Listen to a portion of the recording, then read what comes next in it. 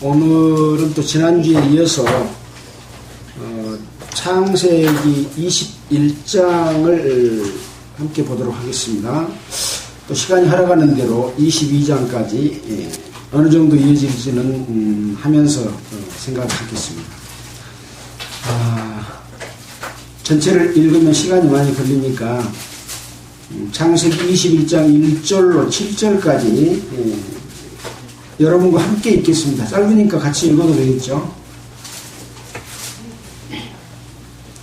창세기 21장입니다. 1절부터 7절까지입니다.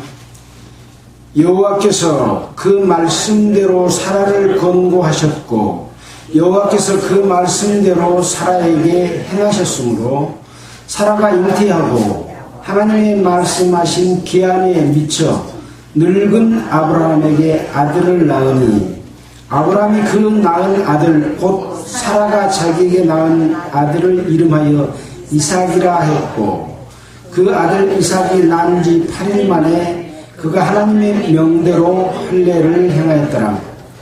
아브라함이 그 아들 이삭을 낳을 때에 100세라. 사라가 가로되 하나님이 나로 웃게 하시니 듣는 자가 다 나와 함께 웃으리로다. 또 가로되 사라가 자식들을 젖먹이겠다고 누가 아브라함에게 말하였으리오마는 아브라함 노경에 내가 아들을 낳았도다 하니라. 우선 시작하는 말씀을 거기까지 읽도록 하겠습니다.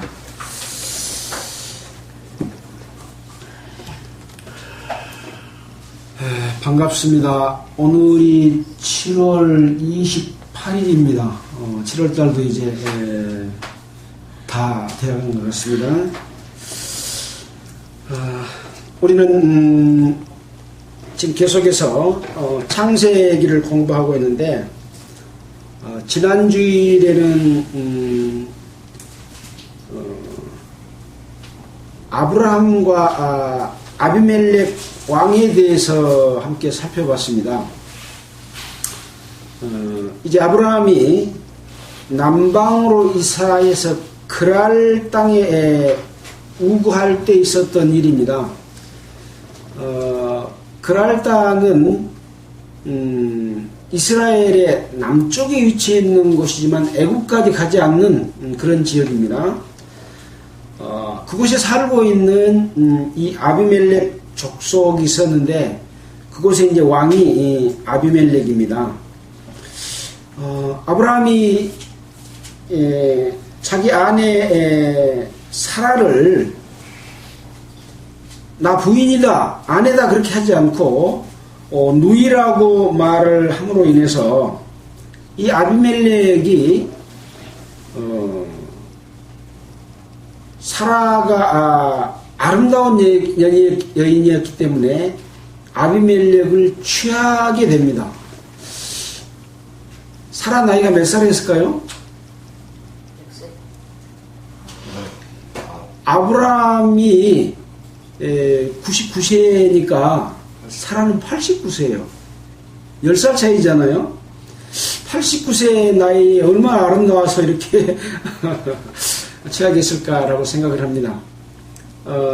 아브라함은 175살에 죽었습니까?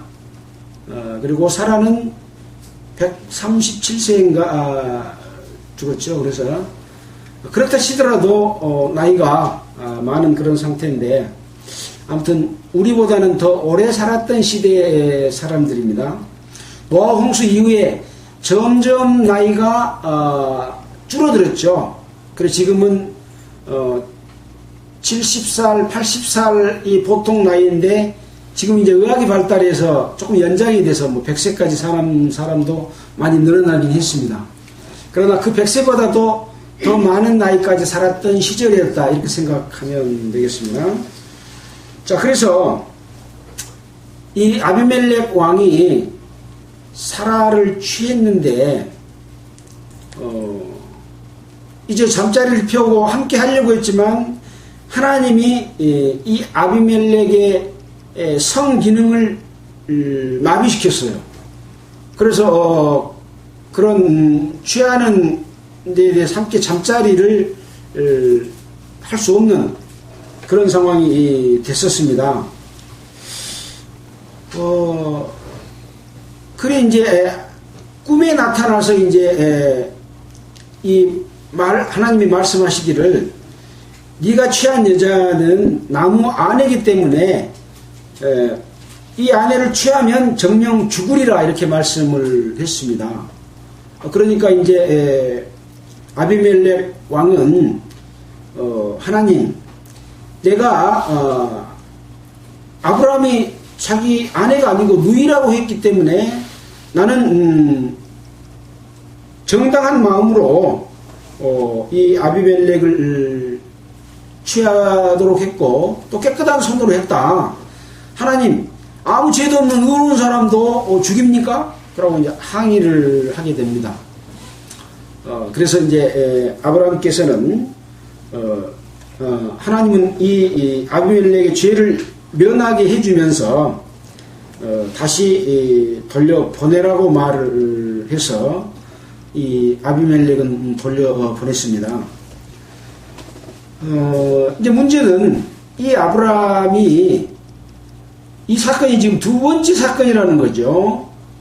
처음에 아브라함으로 불렀을 때 애굽으로 내려가서 그때도 또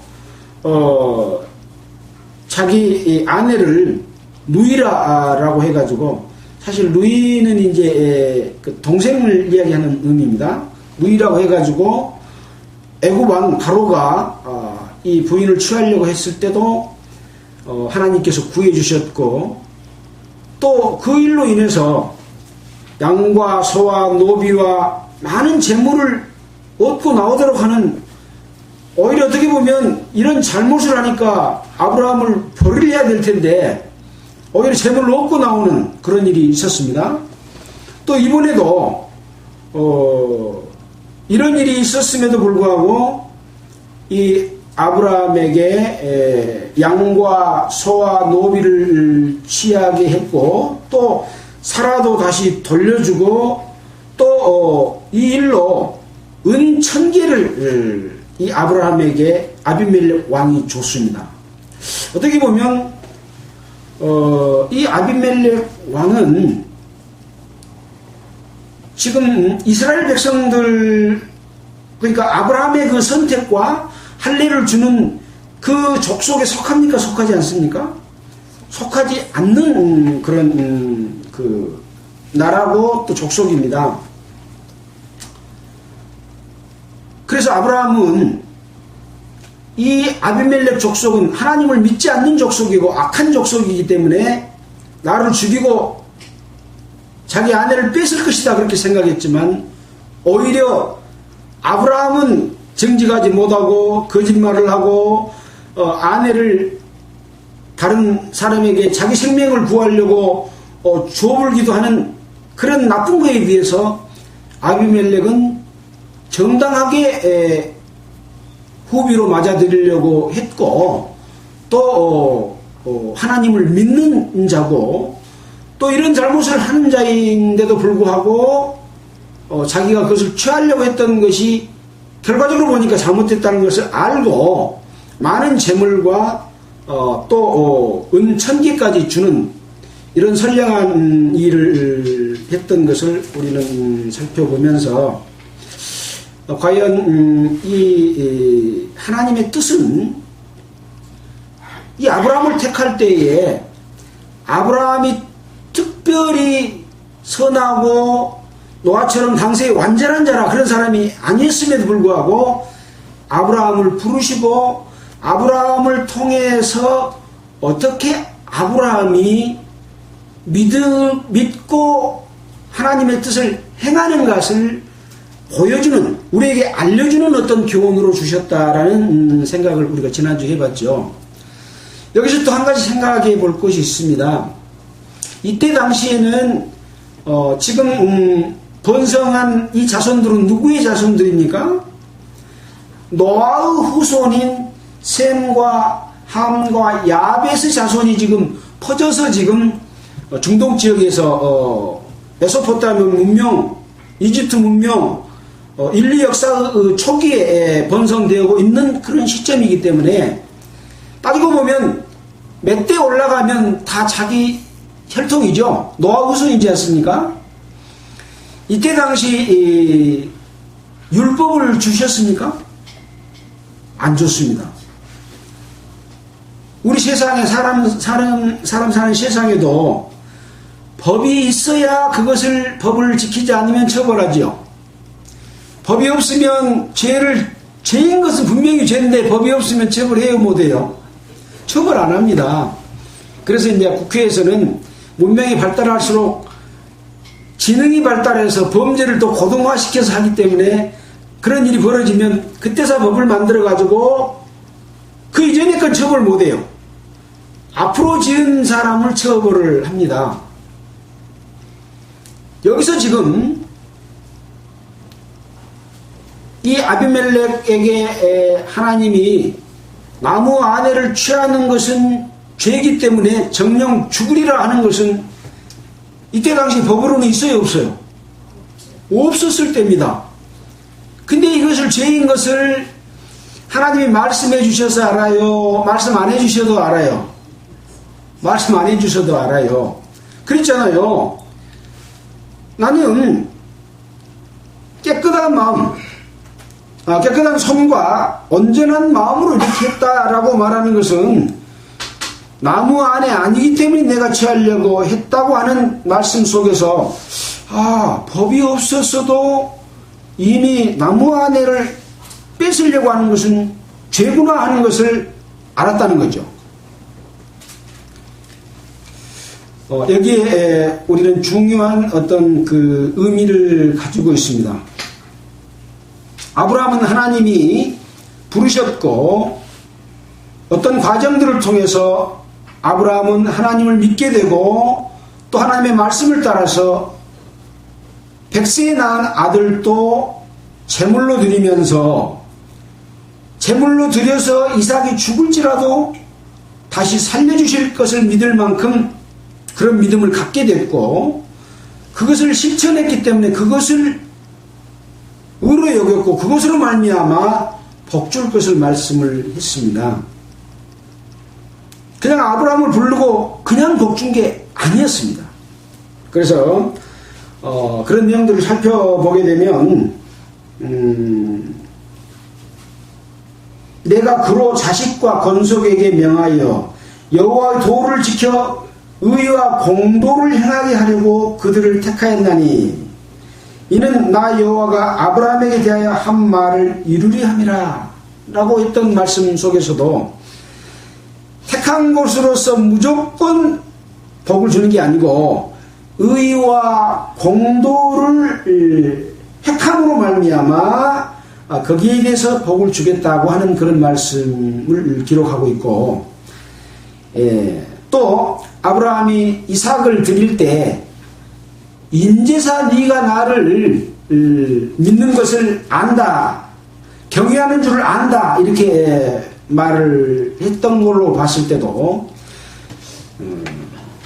아브라함을 부른 걸로서 모든 축복을 바로 주는 것이 아니라 아브라함이 하나님을 알고 믿는 과정들을 우리에게 교훈으로 보여주고 있다라고 하는 말씀을 지난주에도 드렸지 않습니까? 그래서 비록 이 아비멜렉은 지금으로 말하면 할례받지 못한 민족들은 어떤 민족입니까? 이방인이죠. 이방인입니다. 지금 아비멜렉도 셈과 함과 야벳 후손이어서 지금 아브라함을 택해서 야곱 때 비로소 이제 이스라엘로 바꿔서 택한 민족으로서 역사를 꾸려가지 않습니까? 그 상태에서는 지금 이방과 이스라엘 족속과의 그런 구분되지도 않은 상태, 지금 구분해 가고 계시는 그런 상태라고 볼 수 있어서 이 아비멜렉 이건 하나님도 없고 약속도 없는 이방인과 같은 사람이다 라고 하는 것이죠. 지금 이방은 이제 야곱 족속의 12아들을 통해서 이스라엘의 혈통으로 인한 지파가 형성이 됐고 그들을 이스라엘 백성이라고 말을 합니다. 이스라엘 백성이 아닌 자들은 다 이방인이죠. 우리도 이방인입니다. 하나님이 이방을 버리셨습니까? 버리시지 않았습니다. 오히려 이스라엘 백성들이 하나님을 불순종하고 하나님께 범죄하고 하나님을 이용해서 오히려 자기들의 육체의 유익으로 삼고 죄를 짐으로 말미암아 또 예수 그리스도를 보내서 구원케 하려고 하는 하나님의 역사를 오히려 마귀 쪽의 편에 서서 예수님을 십자가에 못 박혀 죽임으로 말미암아 그 복음이 이방에게 먼저 들어와서 이방 사람들이 구원을 받게 되는 이런 역사가 있어 왔기 때문에 하나님께서는 아브라함을 부르시고 이스라엘을 택해서 이루신 역사는 그 과정을 통해서 하나님을 알리고 하나님을 믿고 하나님을 순종하는 것을 가르쳐주기 위해서 택했지 택하고 바로 구원하기 위해서 택한 것은 아니라고 하는 것을 우리는 생각해야 될 것이다 라는 것을 또 생각하게 됩니다. 자, 지난주에 말씀을 살피면서 좀 시간이 지났습니다. 자, 오늘 읽은 21장의 내용을 또 함께 살펴보면서 그 가운데서 과연 그렇게 생각하는 뜻들이 정당한 것인지 또 어떤 의미가 또 있는지 이런 부분들을 또 보도록 하겠습니다. 여호와께서 그 말씀대로 사라를 권고하셨고 여호와께서 그 말씀대로 사라를 권고하셨다고 하는 말씀은 어떤 말씀일까요? 하나님이 사라에게 아들이 있으리라 라고 말씀을 해줬잖아요. 그 말씀대로 권고를 했고 또 그 말씀대로 사라에게 행했다라는 말은 하나님은 약속을 하면 신실하시기 때문에 반드시 그 약속을 지키시는 하나님이시다라고 하는 것을 첫 번째 알 수가 있겠습니다. 사라가 잉태하고 하나님이 하신 기한에 미쳐 늙은 아브라함에게 아들을 낳으니 그랬습니다. 그래서 하나님은 약속을 하셨지만 그 약속이 이루어지기까지 어떤 기간이 있다는 거죠. 하나님은 인류 역사를 이끌어 가시고 하나님은 인간이 범죄함으로 말미암아 마지막 심판이 있을 것을 늘 말씀해 오셨습니다. 구약에서도 말씀하셨고 예수님이 이 땅에 오셔서도 말씀하셨고 또 성경의 기록을 통해서 우리에게 그것을 보여주고 있습니다. 그래서 우리가 하나님께 어떤 것을 구하게 될 때 구함으로 당장 이루어지는 것이 아니라 그 기간이 아주 길 수도 있고 짧을 수도 있고 어느 정도 길 수도 있는 그런 기간들이 있기 때문에 우리 사람의 마음이 하나님을 진짜 믿느냐 믿지 않느냐에 따라서 그 결과가 그 사람에게 그 약속이 성취되는 걸로 나타나는 거죠. 그러나 사람이기 때문에 중간에 하나님께서는 아브라함을 부를 때 땅과 민족과 복을 주겠다고 약속을 했고 아브라함으로 이름을 고쳐주면서 네 몸에서 날 자가 후손이라고 말씀했고 그 다음에 또 다시 불러서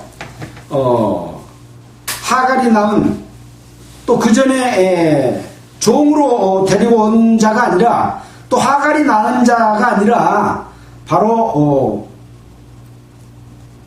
사라가 낳은 몸에서 난 것이 네 후손이 되고 그가 바로 이삭이다 라고 구체적으로 말씀을 해주기까지 과정들이 있었잖아요. 중간에 그렇게 약속을 했는데도 불구하고 아브라함에게 이야기할 때도 네 몸에서 날 자가 후사가 되리라고 할 때 나이가 99세였거든요. 그 내가 100세 돼가는데 어떻게 내가 아들을 낳을 수 있느냐 하고 아브라함도 믿지 않았던 때가 있었거든요. 사라도 또 그것을 문 곁에서 들으면서 속으로 웃었어요. 왜 웃었을까요? 믿어서 웃었을까요? 믿지 못해서 웃었을까요? 믿지 못했기 때문에 에이 나 경수가 다 끊어져 울고 아브라함도 나한테 지금 들어오지도 못하는데 어떻게 씨도 없고 알도 없는데 애기를 낳아야 그러고 비웃은 거죠. 그러니까 하나님이 왜 웃으냐? 이렇게 하나님이 무서우니까 이제 안 웃었습니다 하고 했던 그런 과정이 있었던 것처럼 특별히 하나님을 믿는 믿음을 가진 특별한 사람이 아니었다. 보통 사람이 보통 사람. 우리와 같은 사람, 나 같은 사람이라는 거죠. 아브라함이. 그래서 우리가 그동안에 알고 있던 아브라함과 실제 아브라함은 성경을 읽어보다 보니까 하나님은 특별한 사람을 부르시는 것이 아니라 일반적인 사람, 우리 같은 사람을 불러서 믿음의 조상으로 삼았구나. 나도 바로 믿음의 자손이 될 만한 그런 모든 조건에서 부족함이 없구나. 하나님 감사합니다. 라고 하는 그런 그 믿음을 갖게 되는 교훈으로 주셨다 그랬잖아요. 자, 그래서 그 기간에 미쳐서 이제 100세가 돼서 아들을 낳게 된 겁니다. 아브라함이 그 낳은 아들 곧 사라가 자기에게 낳은 아들을 이름하여 이삭이라 했고, 왜 이삭이라고 이름을 지었습니까?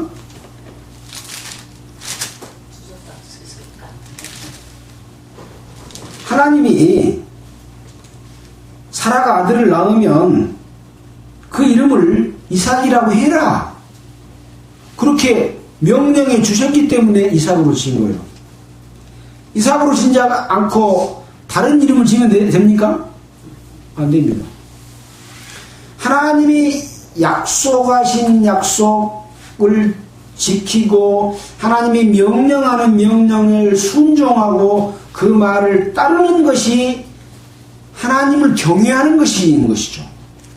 그래서 아브라함은 마음이 정직하고 그런 부분, 하나님을 경외하는 그런 마음을 갖고 있었다는 것은 우리가 아까 그런 그 죄를 범하는 그럼에도 불구하고 그런 마음이 있었다는 것을 우리가 배웠잖아요.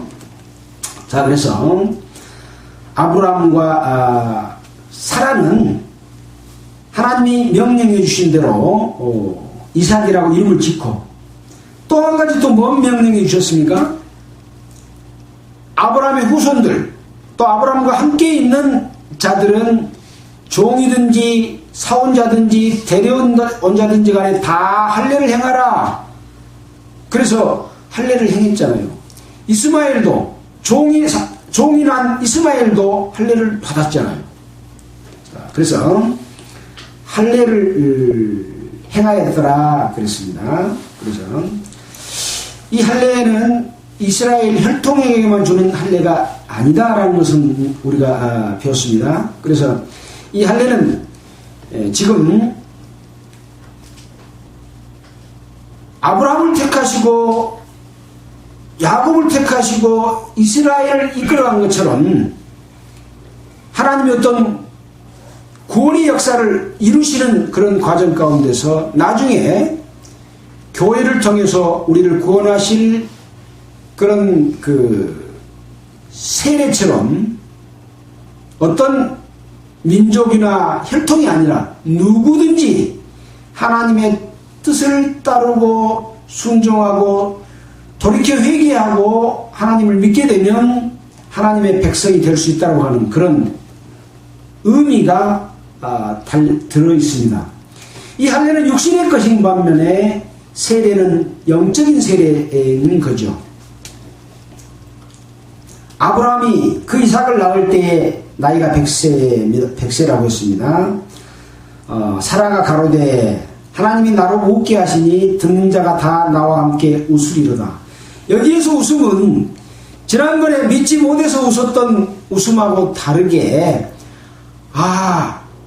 이런 나에게 태가 다치고 아브라함이 나이 많아서 나에게 들어올 수 없는데 아비멜렉이 그 기능을 정지했던 것을 다시 풀고 또 그 아내나 종이나 그 족속들에게 갇힌 태를 열어주셨던 것처럼 아브라함의 기능도 살려주시고 사라의 자기 태도 열어주셔서 나에게 아들을 낳겠구나 라고 하는 엄청난 그 감사가 포함돼서 나오는 웃음, 진짜 웃음을 웃는 가로되 사라가 하나님이 나로 웃게 하시니 듣는 자가 다 나와 함께 웃으리로다 라는 웃음입니다.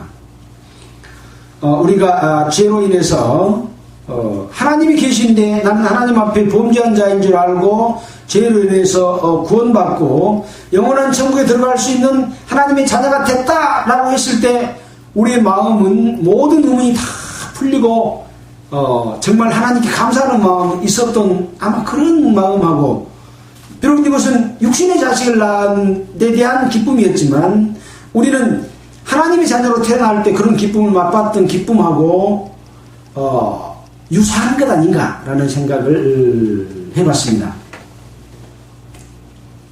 또 가로되, 그러니까 사람은 웃는 것이 아니라 그것을 보고 함께 있었던 사람들도 다 축하하고 함께 웃어주는 그런 웃음인 거죠. 우리가 하나님을 믿지 못하던 사람이 거듭난 경험을 하고 간증을 하면 우리가 다 함께 즐거워하고 찬성하고 박수 쳐주고 축하해 주잖아요. 그런 모습이라고도 볼 수가 있겠습니다. 10절입니다. 또 가로되 사라가 자식들을 젖먹이겠다고 누가 아브라함에게 말하였으리오마는 아브라함 노경에 내가 아들을 낳았도다 하니라. 나지 못할 상태에서 나니까 이 자랑하고 싶었어요. 이 자랑은요, 자랑해도 되는 자랑이에요. 왜? 하나님께서 나에게 태를 열어주시고 낳게 해준 자랑이기 때문에 그렇습니다. 자기 자랑이에요? 하나님 자랑이에요? 하나님 자랑이에요. 우리가 구원받았다고 자랑하면 거만하다, 애이 없다, 네가 예배당에 나온 지 또 말씀을 듣은 지 얼마나 됐다고 벌써 구원받았다고 말하냐? 그러고 막 비방하잖아요. 근데 구원받은 것을 막 자랑하거든요. 감사해서 간증하고 이 구원받지 않은 사람은 이게 뭔 말인지 몰라요. 그러나 구원받은 사람은, 구원이라고 표현하니까 좀 그렇습니다만은 거듭난 것도 구원이거든요. 거듭나서 하나님의 자녀가 되는 것을 구원이라고 말해요.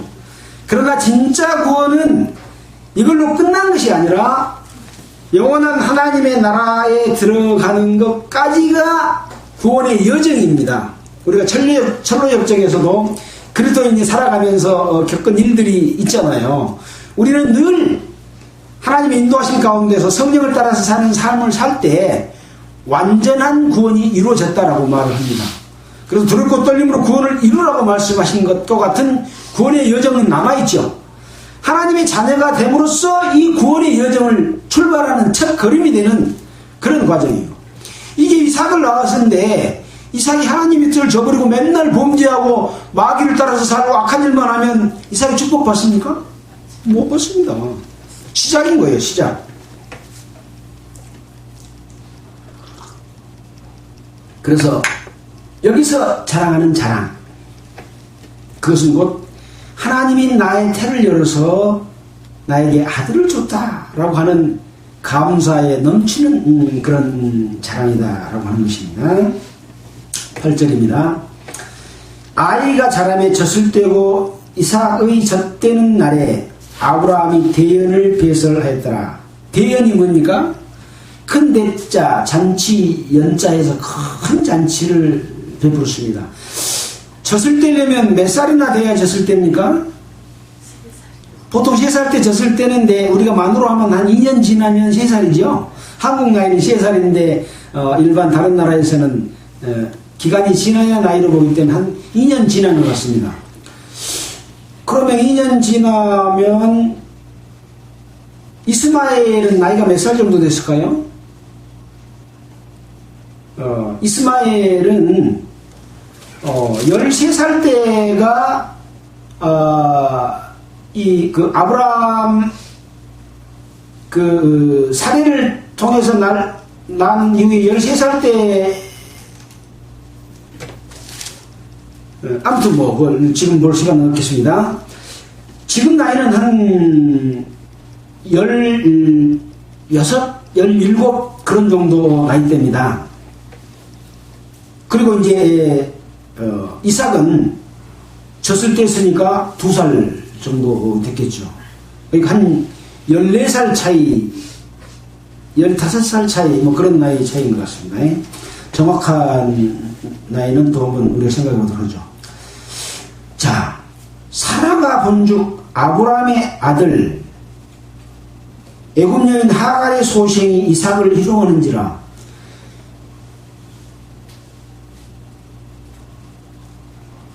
아브라함의 아들, 그러니까 이스마엘도 아브라함의 아들이죠. 근데 누가 낳은 아들이에요?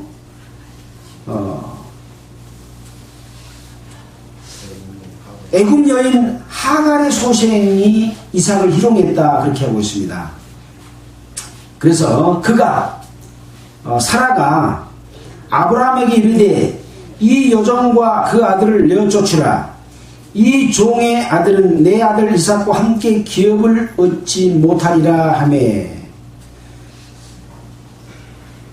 이스마엘도 아브라함의 아들이고 이삭도 아브라함의 아들인데 이스마엘이 이삭을 희롱하니까 이삭의 어머니 사라가 아브라함에게 이야기를 합니다. 이 종의 아들은 내 아들 이삭과 함께 기업을 얻지 못한다 라고 말씀을 하고 있습니다. 이 이스마엘은 약속의 자손이 아니다라고 하는 겁니다. 할례에 속한 이스마엘도 할례를 이스마엘 받았습니까? 자, 할례를 받았습니다. 17장 26절에 보면 당일에 아브라함과 그 아들 이스마엘이 할례를 받았고 그 집의 모든 남자 곧 그 집에서 생장한 자와 돈으로 이방의 사람들의 사온 자가 다 그와 함께 할례를 받았더라. 이스마엘은 할례를 받았어요. 근데 뭘 못 얻은 자다고요? 기업을 얻지 못한다. 그래서 이 기업이라고 하는 것은 하나님의 주시겠다고 하는 약속이 성취되는 것이 기업이거든요. 자, 일단 그렇게 알고 넘어가도록 하겠습니다. 자, 그래서 이 약속의 자손은 기업을 얻고 약속의 자손이 아닌 이스마엘은 기업을 얻지 못한다라고 지금 누가 이야기를 하는 겁니까? 지금 여기 지금 사라가 이야기를 하고 있는 거죠. 자, 그러니까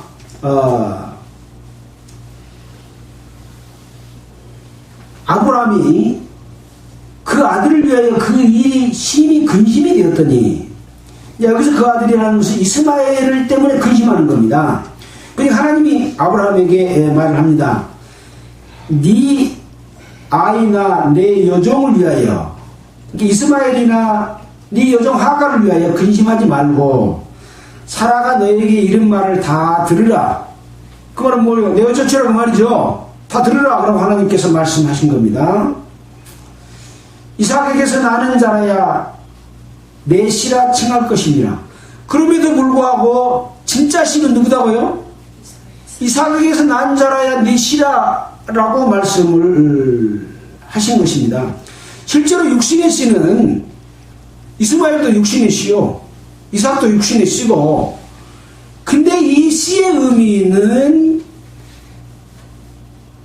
하나님이 아브라함에게 약속하신 그 언약의 씨의 후손은 이삭뿐이다라고 말한 거죠.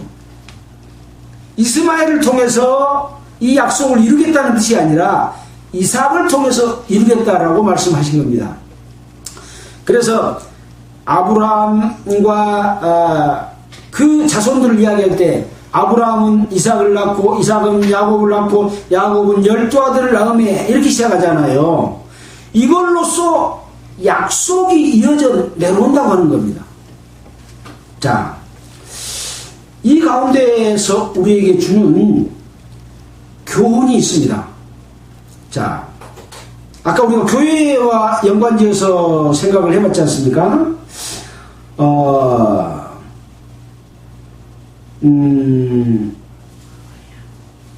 갈라디아서 4장 29절을 한번 보겠습니다.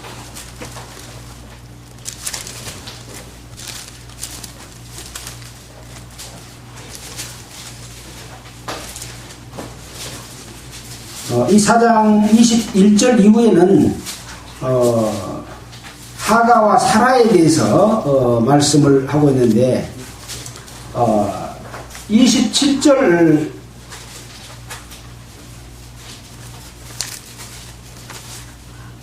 자, 그 전부터 좀 볼까요? 21절부터 보겠습니다. 내게 말하라. 율법 아래 있고자 하는 자들아, 율법을 듣지 못하였느냐? 기록된 바 아브라함이 두 아들이 있으니 하나는 계집종에게서 하나는 자유하는 여자에게서 낳았다 하였으나 계집종에게서는 육체를 따라 낳고, 아까 육체를 따라 낳았다 그랬잖아요. 자유하는 여자에게서는 약속으로 말미암았느니라. 바로 이 약속이 아브라함이 이삭을 통해서 이 약속을 지키고 기업을 주겠다고 하는 그 약속인 거죠. 약속으로 말미암았느니라. 이것은 비유니 이 여자들은 두 언약이라.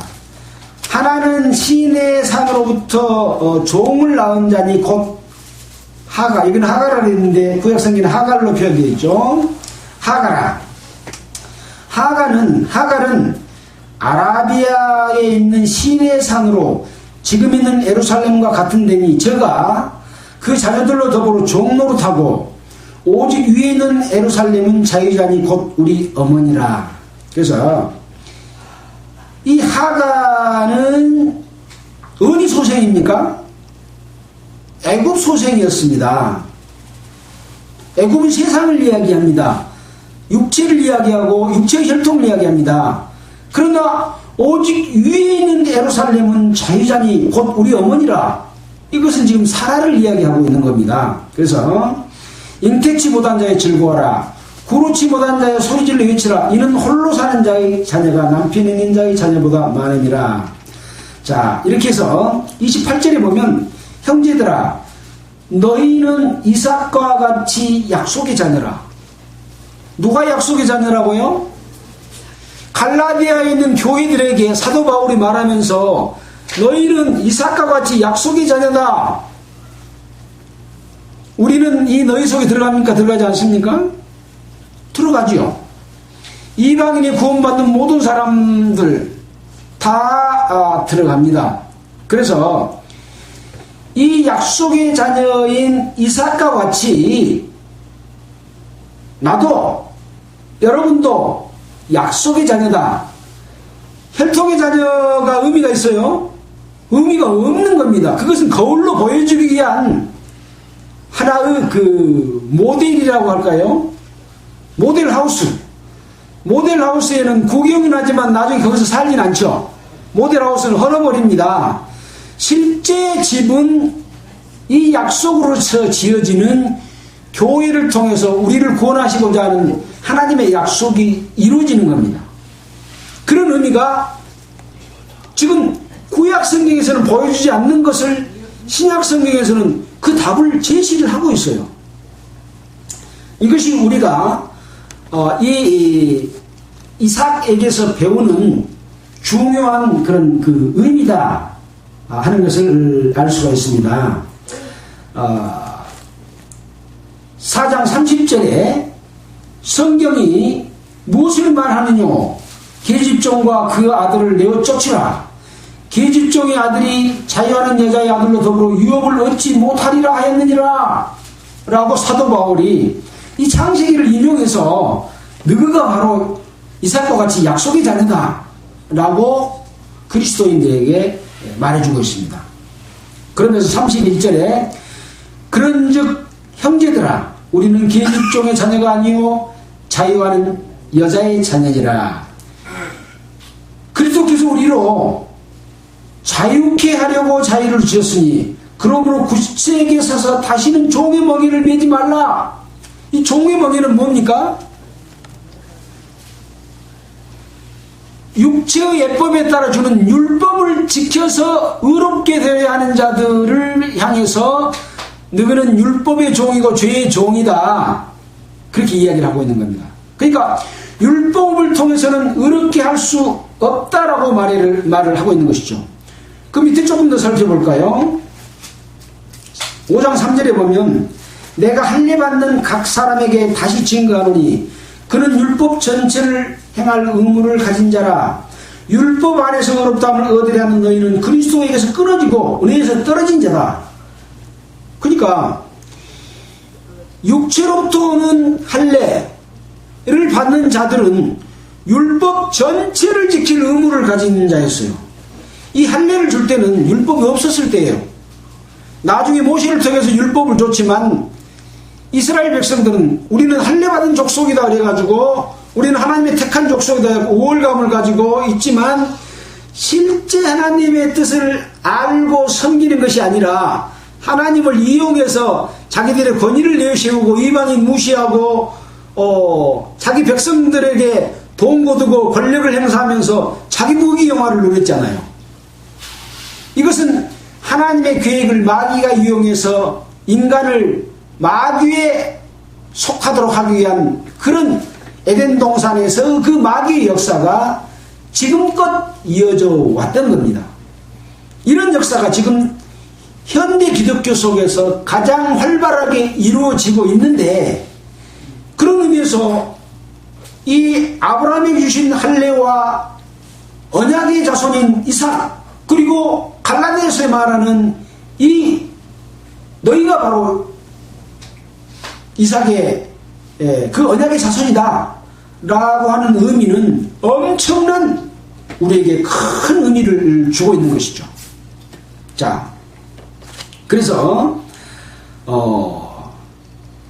심지어 율법으로 의롭다함을 얻은 자, 육체의 할례를 받았다고 해서 하나님의 백성이라고 생각하는 자들아, 너희는 율법 전체를 행함으로 의롭다 하는 자들이어야 된다.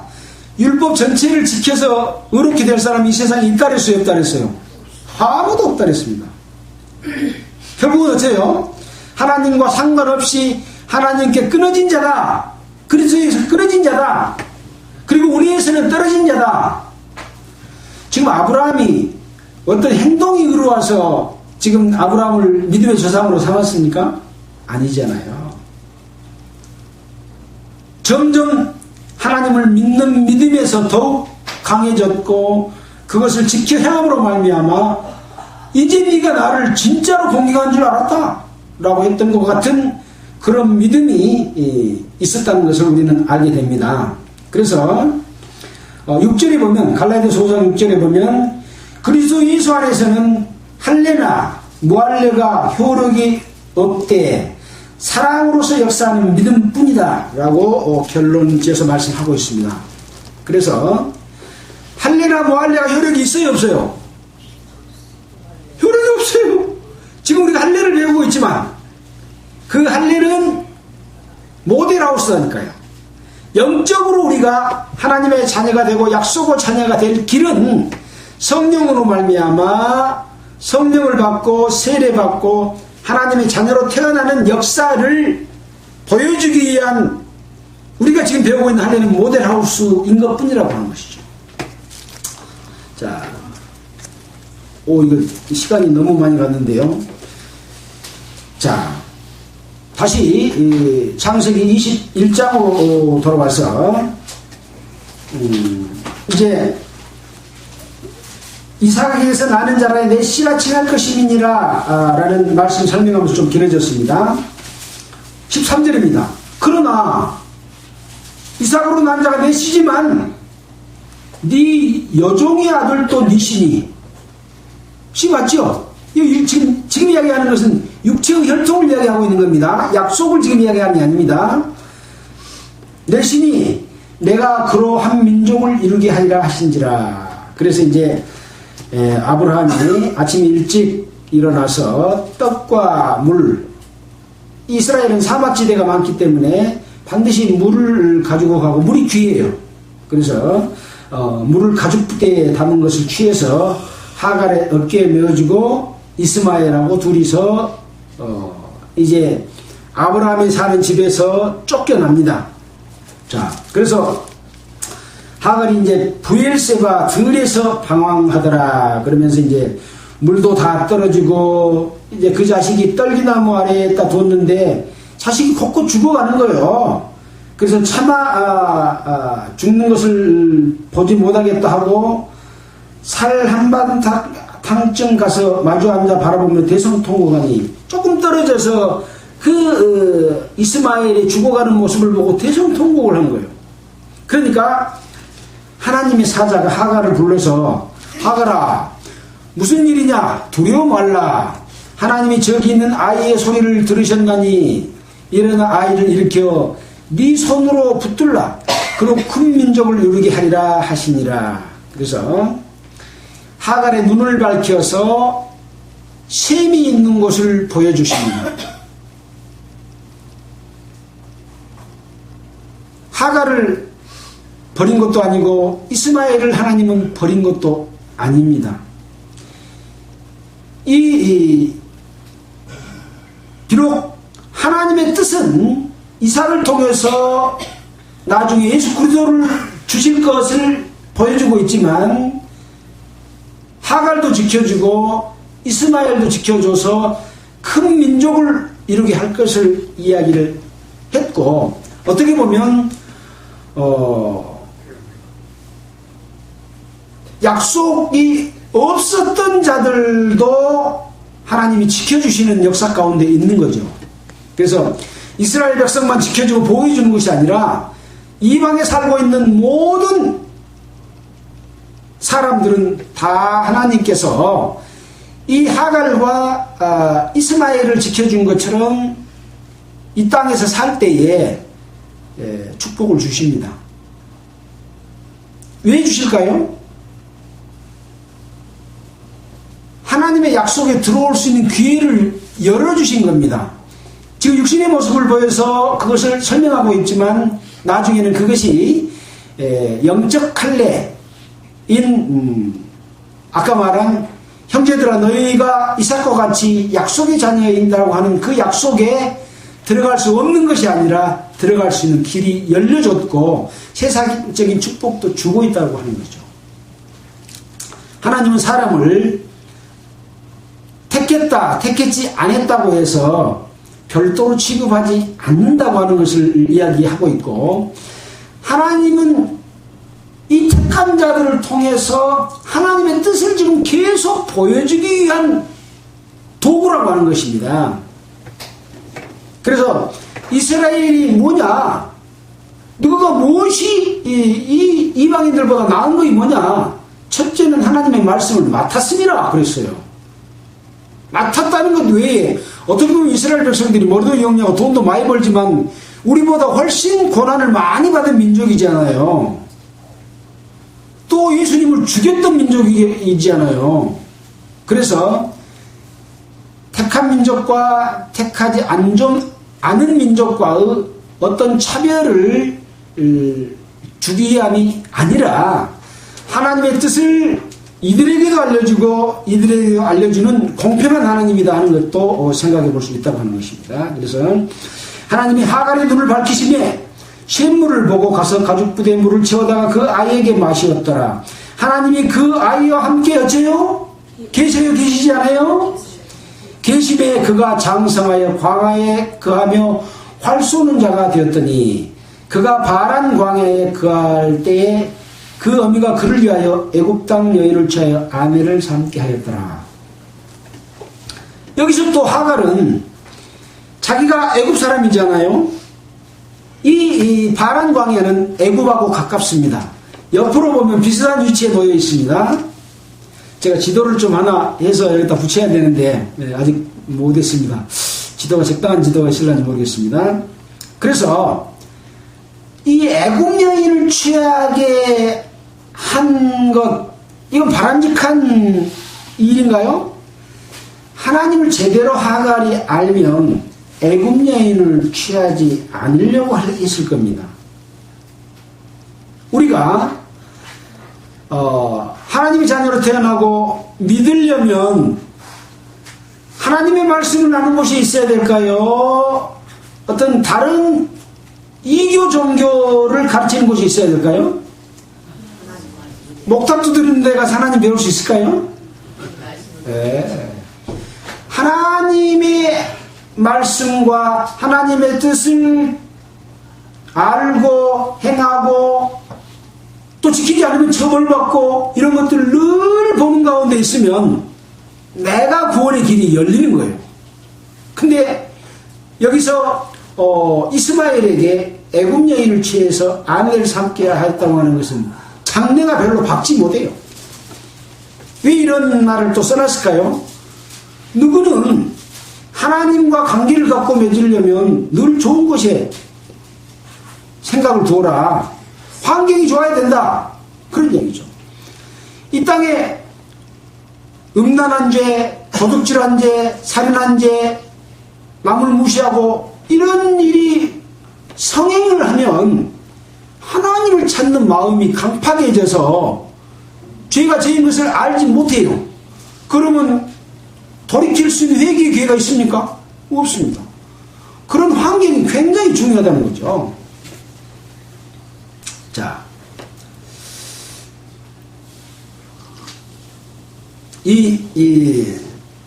이스마엘을 통해서 이제 나중의 역사를 쭉 보면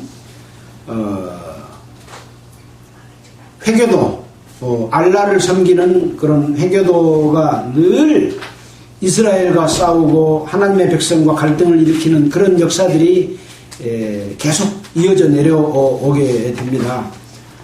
그러나 그들도 돌이켜 하나님을 찾으면 구원의 길은 열려 있는 거죠. 자, 22절부터 34절은 아브라함과 아비멜렉과의 어떤 있었던 사건을 지금 기록을 해놓고 있습니다. 아비멜렉은 아까 아브라함의 부인인 사라를 취하려고 했다가 그것을 잘못된 것을 알고 풀어주고 소와 양도 주고 낙타도 주고 또 은 1000개까지 주었던 그런 아비멜렉이었죠. 그때 이 아비멜렉과 군대 장관이 아브라함에게 와서 네가 무슨 일을 하든지 하나님이 너와 함께 계시도다. 이 하나님이 함께 계시는 것이 굉장히 중요합니다. 하나님이 그 아이와 함께 계심에 이게 굉장히 중요한 이야기입니다. 하나님이 아브라함과 함께 계시도다. 하나님이 우리 가운데 함께 계시도다. 이게 얼마나 중요한지 모릅니다. 하나님이 함께 계시다. 그런즉 너는 나와 내 아들과 내 손자에게 거짓되이 향치 않기를 이제 여기서 하나님을 가르쳐 나에게 맹세해라. 내가 너한테 그렇게 많이 베풀어 줬으니까 너는 늘 하나님 계시니까 하나님 앞에서 올바른 양심으로 내가 베풀어 준 선을 악으로 갚지 말고 나한테 약속을 해라. 이 말을 한 이유가 있겠죠.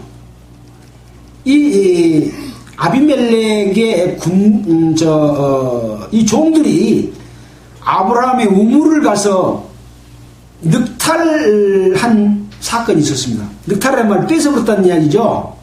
그러니까 아브라함과 아비멜렉의 이 종들이 서로 싸우는 상황이 벌어졌기 때문에 야 옛날에 나가 이렇게 네가 나를 속이고 거짓말했음에도 불구하고 내가 죄 짓지 않고 나가 이렇게 선대했으니까 네 나하고 약속해라. 너는 하나님이 계시지 않나 지금 그런 얘기죠. 자, 그래가지고 이제 그것을 아브라함이 지켜줍니다. 아브라함이 가로되 내가 맹세하리라고 아비멜렉의 종들이 아브라함의 우물을 늑탈한 일에 대하여 아브라함이 아비멜렉을 책망을 합니다. 책망을 하면서 이제 아브라함이 양과 소를 취해서 아비멜렉에 주고 두 사람이 서로 언약을 세우게 됩니다. 그러니까 아브라함도 따질 것은 따져요. 너희 종들이 우리 우물을 취한 것은 잘못됐다 하고 지적을 하면서 다시는 그렇게 하지 마라 그러고 경계는 하지만 그러나 아브라함에게 베풀어 준 선대를 아비멜렉에게 베풀어 줍니다. 그래서 양과 소를 취해서 아비멜렉에게 주고 이 아비멜렉과 아브라함이 서로 언약을 세웁니다. 그래서 그 밑에 나온 7 암양 새끼를 따로 놓아서 이 암양 새끼 7을 받아 이 물판 증거를 삼으라 하고 내가 7 양을 얘한테 줄 테니까 이 준 이유는 이거 내가 판 우물이다 그러고 확증하는 증거로 암양 새끼 7을 줬습니다. 그러니 이제 아비멜렉 종들이 우물을 늑탈할 수 있겠어요, 없어요? 늑탈할 수 없고 그 대신 우리는 서로 싸우지 말자. 휴전 협정을 체결해서 증거물까지 서로 이렇게 줬습니다. 그래서 그곳을 부엘세바라 이름하였더라. 그래갖고 이 부엘세바의 뜻은 맹세의 우물이다. 우물을 다시는 이제 아비멜렉이 아브라함의 우물을 늑탈하지 못하도록 약속했다. 그런 이야기죠. 그러니까 만약에 이것이 이루어지지 않았다면 이 아브라함과 아비멜렉이 싸워서 이 아비멜렉의 이 종들도 아마 벌을 받고 처벌돼서 죽었을 것입니다. 왜 그렇습니까? 아브라함은 하나님이 함께 하시기 때문에 그렇습니다. 그러나 이 아비멜렉도 하나님을 믿는 자인 거로 그것을 다 알고 하나님이 선대할 것도 알고 아브라함은 하나님을 믿는 자인 줄 알고 이렇게 하면 받아들일 것을 아는 지혜로움이 있었기 때문에 아브라함과 아비멜렉은 서로 싸우지 않고 우물도 아브라함에게 남겨두고 자기들은 떠나는 이런 일이 있었다고 하는 겁니다. 32절입니다. 그들이 부엘세바에서 언약을 세우매 아비멜렉과 그 군대장관 비골은 떠나 블레셋 족속의 땅으로 돌아갔고 아브라함은 부엘세바에서 에셀나무를 심고 거기서 영생하시는 하나님 여호와의 이름을 불렀으며 그가 블레셋 족속의 땅에서 여러 날을 지내었더라. 이제 이렇게 서로 언약을 세워서 싸우지 않고 저쪽을 죽이지도 않고 선대하게 이제 서로 선대하게 했잖아요. 선대란 말은 서로 선하게 되었단 말입니다.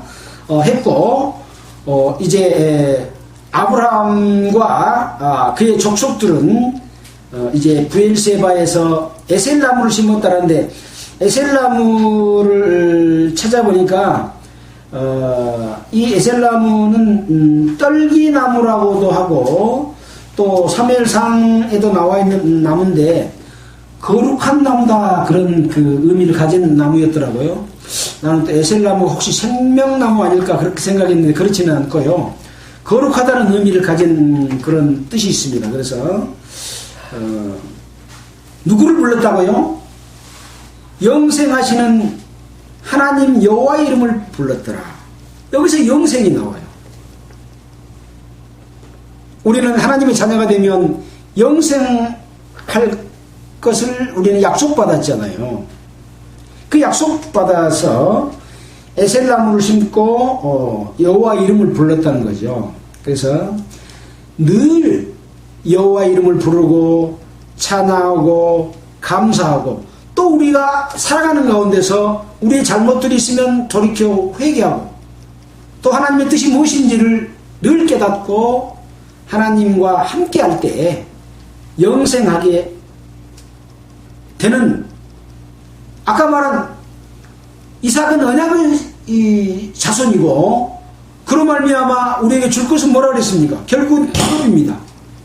기업을 주시는, 기업 가운데 참여되느냐 참여되지 못하느냐가 이 여호와 이름을 불렀느냐, 그런 은혜를 받고도 여호와 이름을 안 부르고 나의 이름과 나의 명예와 나의 건세와 나의 능력을 의지하고 사느냐에 따라서 결과가 다르게 나타날 수도 있다고 하는 것을 생각을 늘 해야 될 것입니다.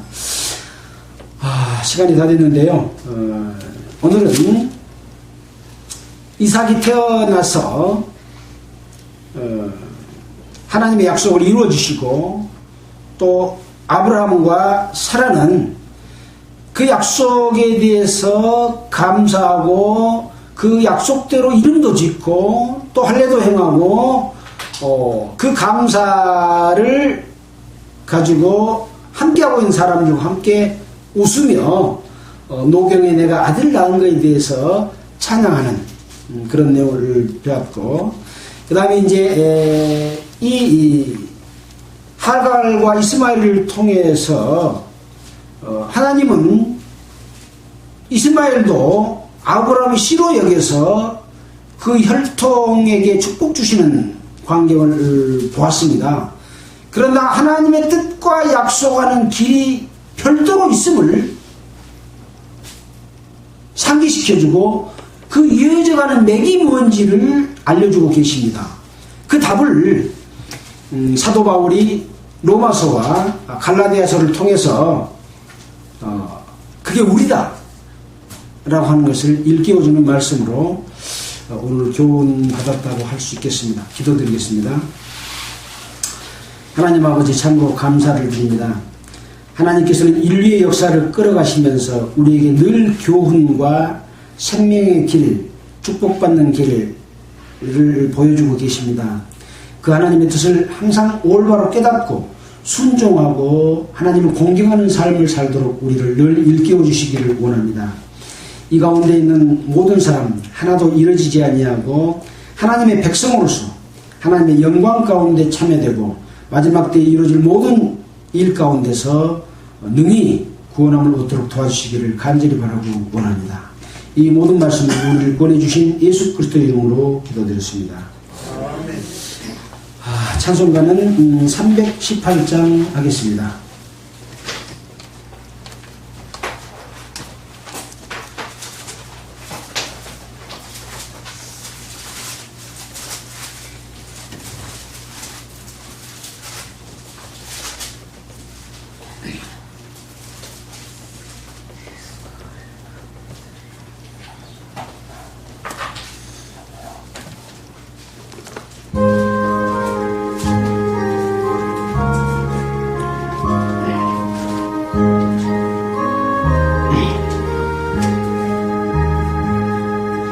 예수가 우리를 부르는 소리 금성 부드러워 문 앞에 나와서 사면을 보며 우리를 기다리네. 오라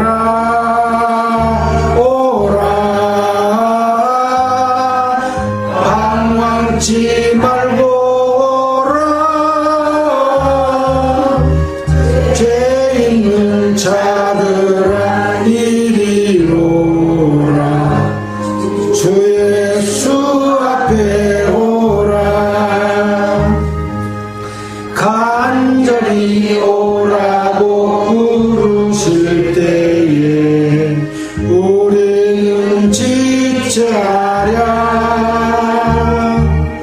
주님의 은혜를 왜 안 받고 못 들은 채 하려나. 오라 오라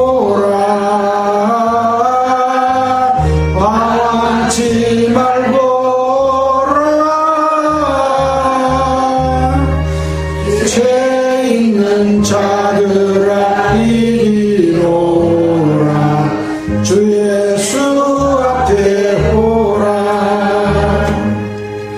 세월이 살같이 빠르게 지나 쾌락의 끝이 나고 사망의 그늘이 너와 내 앞에 둘리며 가리우네. 오라 오라 방황치 말고 오라. 죄 있는 자들아 이리로라. 주 예수 앞에 오라. 우리를 위하여 예비해두신 영원한 집이 있어. 죄 많은 세상을 떠나게 될 때 영접해 주시겠네. 오라 오라 방황치 말고 오라. 죄 있는 자들아 이리로라. 주 예수 앞에 오라.